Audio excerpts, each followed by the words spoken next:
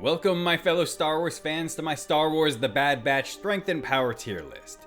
This is the third installment of my series trying to create the true ultimate Star Wars strength ranking, so make sure to also check out my Clone Wars and Rebels tier lists. The civilian tier is for non-combatant characters. Ruby's a feisty little creature that can get a bit nippy. AZ was bullied by clones but could fight back using his environment to his advantage. Todo was Cad Bane's droid, and he was about on par with Omega in Season 1, when she would have still been in civilian tier. Mako's a chump whose clumsiness caused his own demise. The Trooper tier is for characters and creatures on par with your average Storm or Clone Trooper. Earlings are large flying insects that become exponentially more dangerous in large swarms. Ordo Moondragons have the strength to tackle Hunter to the ground, and he almost died due to his mask being removed from the assault. Netcasters are fast and can produce spider-like webs to trap their prey. In groups, they were able to take out clones and Trandoshans. Nexu are dangerous predators, having the durability to survive blaster shots and knife slashes. Rampart's competent enough to at least hit his target, but he isn't battle-tested enough to say he could even outfight an average trooper. Fee's a skilled pirate, a liberator of ancient wonders. Omega was always impressive for her age, but she grew as a warrior throughout the series, to the point she could take out your average mook. However, she never actually proved she could defeat a trained clone or stormtrooper in single combat, though I wouldn't be surprised if she could. Sid was vastly better with a bow than Omega in Season 1 and has increased strength due to her Trandoshan physiology. TK troopers were an early generation of stormtrooper. They're superior to civilians, but were stated to be not as skilled as clone troopers. Standard clone troopers were stated to have skill level and efficiency far superior to any scripted body, and that scripted troopers will never reach the same level of military proficiency. Clones have been trained for battle since their creation, which gives them a significant edge. Chopper isn't your average astromech, and took out 2 clones while they were distracted. Lenk is a Twi'lek freedom fighter skilled enough to outfight a clone. Training droids have tough armor that can take training blasters, though quickly fall to actual blaster fire. They're strong and able to physically challenge Wrecker. Super battle droids would also go around here, being superior to standard droids. Most other battle-type droids in the show would probably be around Rampart's level. The Commando tier is for characters on the level of a clone Commando.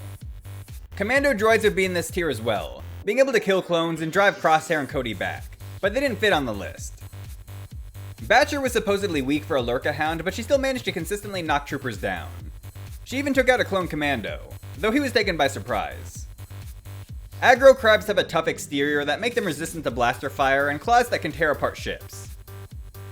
Gryzards are essentially crocodiles that were able to give Hunter, Wrecker, and Fennec some trouble. Mylea are powerful beasts strong enough to fling Trandoshans. Rainey is a beast tamer with a whip, so he'd probably be able to subdue the creatures below. He was able to give Hunter a bit of a fight. One of the Pantoran guards was able to hold off a clone assassin temporarily, physically opened a door, got shot while holding it open, and didn't let it close, and then kept going. Crosshair's elite squad were more skilled than your average trooper, and one easily took out one of the training droids. Clone Commandos are skilled, but no match for the Bad Batch. Slip was skilled enough to escape the clone assassin. Commander Mayday took out a group of raiders with Crosshair. Nemec and Fireball easily took out TK troopers even while outnumbered. Sham Syndulla took out clones with a spear. His wife Eleni would also likely be in this tier, or possibly in the tier below. Cud and his wife Sue are another couple that would probably make it into this tier. The Bad Batch tier, as its name suggests, houses the members of the Bad Batch and characters on par with them.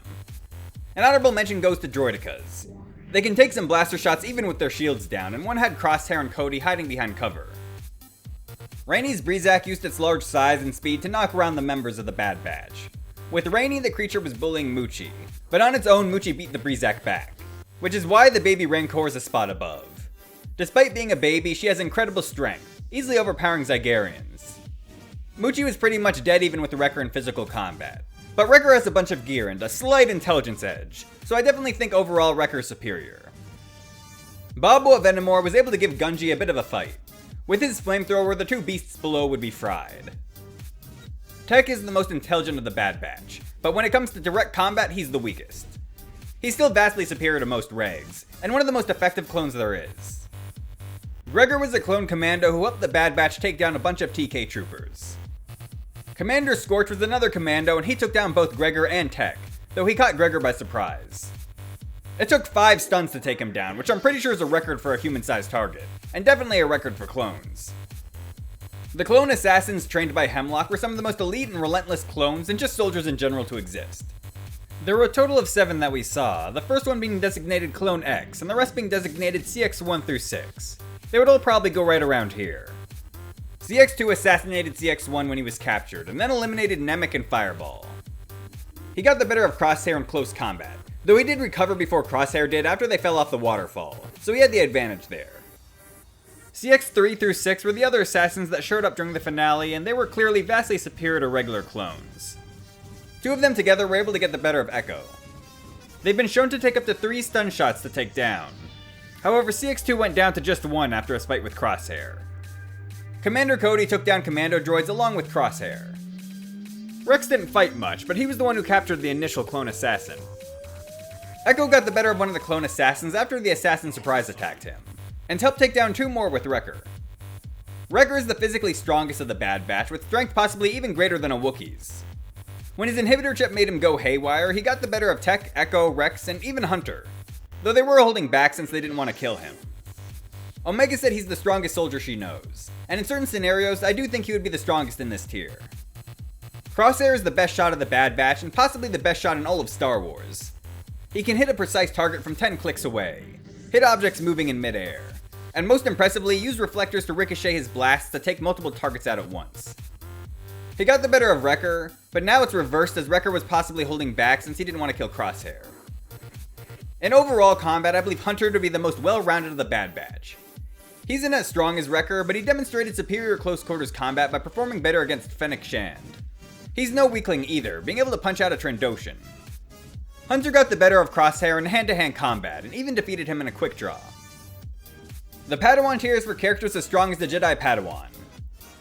Daya and Noga can overpower Wrecker with their tentacles, but their tendrils can be lopped off with bladed weapons, and getting shot makes them let go. Gunji was able to easily defeat Trandoshans and got the better of their leader without too much difficulty. Caleb Doom, later to be known as Kanan Jarrus, easily defeated Crosshair, KOing him. Fennec Shand defeated Hunter fairly quickly and instantly defeated Wrecker. She even gave Cad Bane a run for his money, getting the better of him at some points. Sylar Saris is an extremely fast and agile alien that got the better of Hunter, Wrecker, and Fennec. He can spit slime to blind his enemies, and it took 4 stuns to finally put him down. Ranking up to the Knight tier, the beings in this tier are on the level of a Jedi good enough to pass the trials and earn the title of Jedi Knight. The baby Zillo Beast took out an entire ship's crew, including a clone commando. It could destroy reinforced walls and survive blaster shots even in the mouth. The Bad Batch couldn't do much against it. The creature on Sakar Nal was big, fast, strong, and blaster resistant. It took on the Bad Batch and held its own. Dryaks are giant bear-like creatures that can smack away Lurka Hounds and TK Troopers alike. A Dryax was able to get the better of Hunter, Crosshair, and Wrecker, easily overpowering Wrecker, almost one-shotting him. But to be fair to the Bad Batch, they were holding back on using their blasters as they didn't want to be found.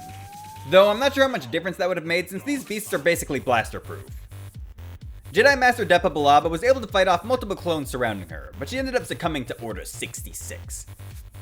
Cad Bane defeated a group of clones off-screen and said it wasn't much work, which is why I put him above. He defeated Hunter in a quick draw and got the better of Fennec twice during their fight, but didn't finish her off due to being focused on trying to capture Omega. The Master Tier houses entities too powerful for the Bad Batch to take down, even if they're all working together. The Slithervine is essentially a plant-type Sarlacc with the power to overpower the Marauder. Blasters or even thermal detonators to the mouth wasn't enough to make it let go. It took a whole case of explosives blowing up inside it to take it down. Ice Worms are powerful beasts that tunnel through the snow at frightening speeds.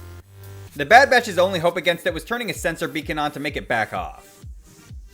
Varathians are what you get when you mix a crustacean with a kraken. Shots from the Marauder didn't even phase its hard shell. Comorodons are another giant sea beast home to Kamino. Had it not been for turning the defense systems back on, the Bad Batch would have been made into a light snack. Asajj Ventress easily dispatched the Bad Batch both with and without weapons, even while holding back on them. She cut off a tentacle from the Varathian and subdued its mind with the Force. The Grand Master tiers for unstoppable forces of unimaginable power. The Zillo Beast fully grown was able to wipe out 2 full divisions of troopers and wasn't even slowed down by the Resistance. It's the strongest living thing that participates in combat in the series. Emphasis on living. The Sakaar Nal Walker is bigger and more destructive, destroying a mountain upon its activation. It fires off a destructive beam that destroys everything in its path. The only reason the Bad Batch could stop it was because they were already inside it and had the object needed to shut it down. And now it's time to shut this video down. Please comment, like, and subscribe. Good soldiers follow orders.